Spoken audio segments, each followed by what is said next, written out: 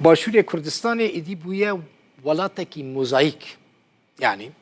کیجان نتویج کیجان ملتیج کیجان دینی بخوازیل و داره هنه یزن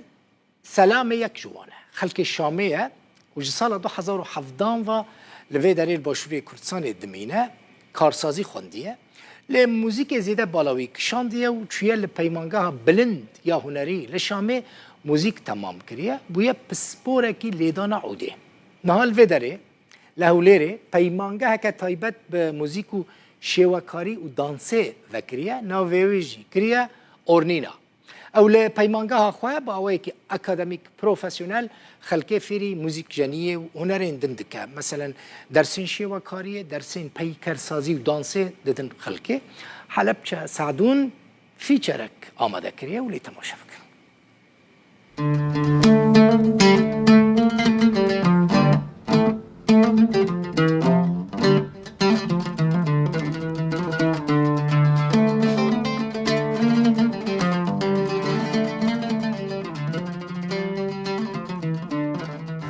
أنا يزن سلامي من الشام. اسيزن سلامي ما خلك سوريا ما جباي تختاوي ولاتي جسالة 2017 بهات ما هولره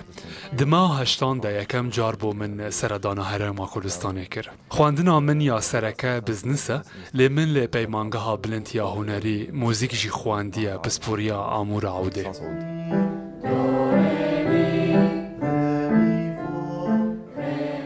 بداية 2018 بلشنا كمدرسين بانترناشونال دەستپێکا ساڵا 2018 دا من وەکو مامۆستای موزیکێ لە دبستانێکا ناودەوڵەتی کار کرد و لەویجی من گەلێک حەزکەرین موزیکێ دیتن لەوما من هێزر کرد کو divê cihekê taybet hebe ku ev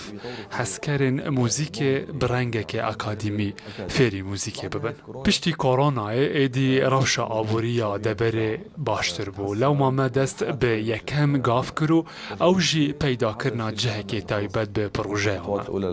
للمشروع وندور على مكان مناسب.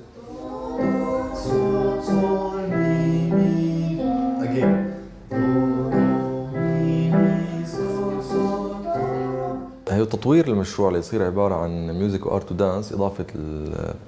اختصاص جديد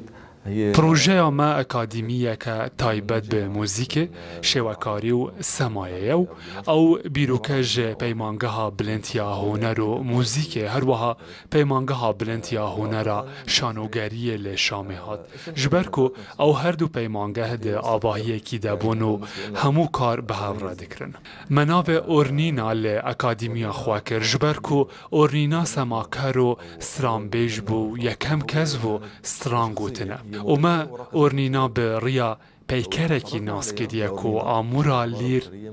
دسته ویده واتا اورنینا ناوکه همو جورن هنری لخوا دگرو ام دخوازن اکادیمیا موان همو جورن هنری لخوا بگره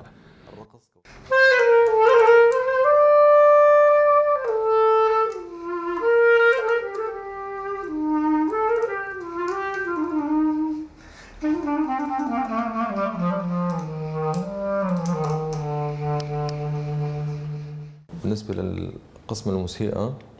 تعليم الغناء ما بش موزیک هیا کو فیر کرنا ستران و همو جورن آمورن موزیک لخوا دگره وکو عود، کمان، تنبور، پیانو، گیتار دفو گلک آمورن دنجید هر وها ما بشک هیا درباره فیر کرنا چوانیا تو مار کرنا دنگانه الأدوات شلون يقدر يقدم منتج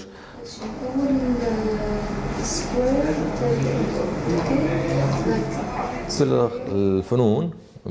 درباره بش شیوکاری ده ام خلکی فیری همو جورین شیوکاری دکن هر وها پیکرسازی و کارندستی جی جبلی وان بشان جی ما بشا سمایا باله و زنباجی هیا ده همان دمه ده ما بش فوتوگرافی جی هیا